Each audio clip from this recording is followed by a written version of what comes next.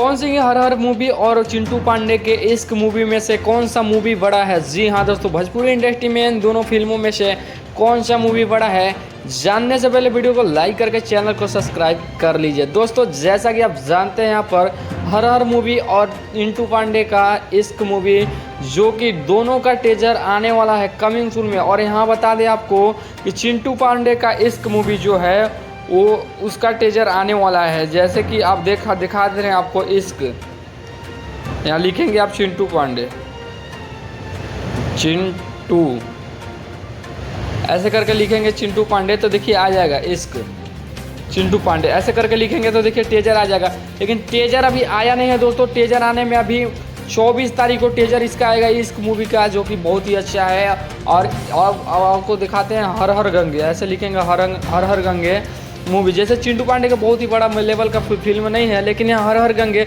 बहुत ही बड़ा लेवल का फिल्म है। जी हाँ दोस्तों, आपको बता दें इसमें आमिर खान से लेके अरविंद अकेला, कल्लू, पवन सिंह और बहुत बड़े बड़े हीरो रहेंगे। बड़े लेवल का ये फिल्म है।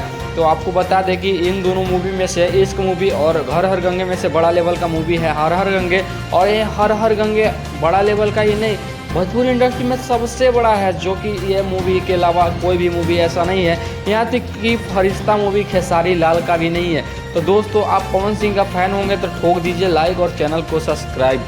तो ऐसे न्यूज़ के लिए हमें चैनल को सब्सक्राइब कर लीजिए और वीडियो को लाइक कर दीजिए।